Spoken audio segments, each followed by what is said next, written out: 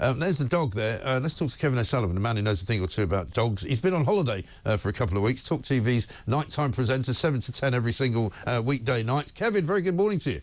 Hello, Mike. How you doing? You've got a pole growing at the top of your head, but apart from that, yeah, well, there you go. Hang on. It's it's all looking very nice. You're in Greece, I hear. Yeah, I'm in Corfu. In old money, the temperature's about 100 degrees. Fantastic. Last week it was even hotter, but I'm not complaining. I'm not one of those people who say, "Oh, it's too hot." No. I mean, the weather's bad enough in London, so I'll take this. Thanks very much. I think you should absolutely. Yeah, get your winter coat on by the time you get off at the plane when you come back at the weekend. What's it been like watching the car crash that is now British government from abroad? Well, it's been an extraordinary experience because it's like kind of watching it from afar.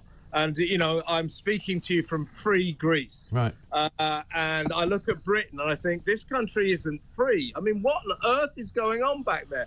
There've more than 1,000 arrests from those riots. Yeah. You've got people being put in prison for retweeting, for liking tweets. You've got the Director of Public Prosecutions warning us, be careful what you tweet. You could be spreading harm and hate, and that is illegal. I mean, God damn, what is going on? I know. I mean, it really is ridiculous. I've been thinking about this. You know, people say Keir Starmer and his government, they're very left-wing and all that. Well, they probably are, but think about it. The great tyrannies of history have always been ostensibly left-wing. You know, Stalin, Mao.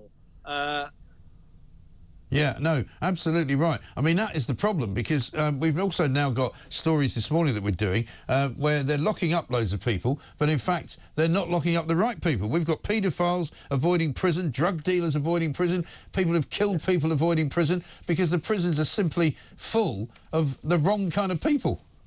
Yeah, and what did Starmer do? He just kicked out all the prisoners that he doesn't mind and wants to replace them with people who tweet things that the government doesn't like. So this government is not, I think, left-wing primarily. It is statist. It is making us obey the state. And if you don't obey the state, you're going to go to jail. And I think, Mike, people like you and me have got to stand up for ourselves. We've got to fight this. Yeah. It's really frightening. I think. Yeah, no, absolutely right. Well, I haven't changed my view on what I say at all on social media or on here, and I don't intend to.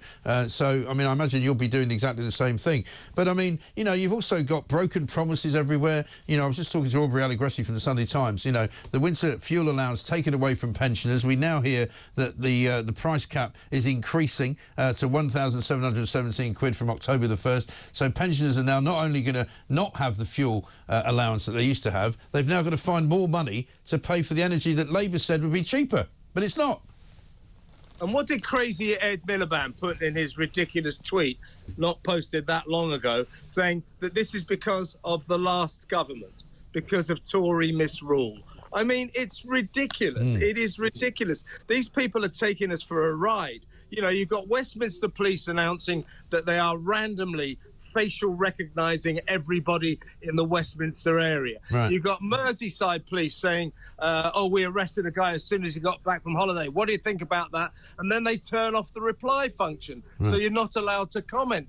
This is turning into a kind of weird sort of tyranny, and I hope the people wake up to it. I really do. Well, they're doing the same in Southend this weekend because Southend has been named as one of the most ridiculously dangerous places to go now because people have sort of sword fights in the middle of the high street down by the seafront. The police then say, absolute rubbish, it's perfectly safe here. They put up a knife, a sort of security arch that people were supposed to walk through at the station when they were coming down from London, but they only kept it up for the photos, and now they've taken it away again. And of course, if it was that safe, why are they now telling everybody that they're going to have facial recognition cameras all over Southend if you're going there for the bank holiday weekend?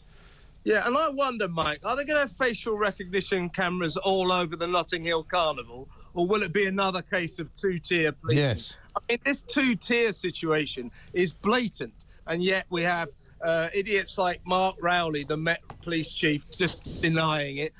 Keir Starmer say no such thing. Absolutely blatant and obvious. They are taking us for fools. Honestly, mate, I don't want to overstress this, but watching it from afar, it is literally frightening. Frightening. Yeah, it's very, very weird. And meanwhile, one of my favourite stories of the day is they put out a mugshot, the West Midlands Police, of a dog. I don't know if you've seen this on the show earlier.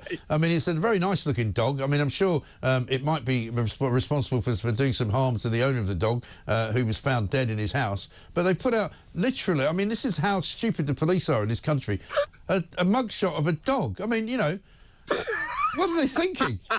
Hey? The police are just turning into an absolute national scandal, and more to the point, a national joke. Yeah. Who do they think they're kidding? Who do they think they're kidding? Why don't you police us properly?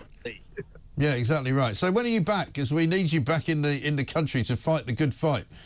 I will be back. We're flying back on Sunday, and I'll be back on air Monday night, 7 p.m. The political asylum is black in all its lack of glory. So Excellent. I'm looking forward to that. Do you want a quick holiday story? Yeah, because I hear you had a near-death experience. Tell us about it. Yes. Yesterday we rented a boat and we went up and down the coast here. Very, very nice. And towards the end of the day, we put into this cove with a cave. I shoved the anchor down, Right. and when we went to leave, the anchor wouldn't come up. I mean, the boat's going all over the place. In the end, I had to dive down with a mask on, and it's about like 300 foot deep or something. And I kept coming up again, gasping for breath. Right. I eventually got it out, but I felt like I was going to die. So you're lucky you've still got me, or perhaps unlucky. Yes, well done. Thank goodness you made it through that. Very, very well done. Kevin O'Sullivan back on Monday at 7 p.m. Don't miss it.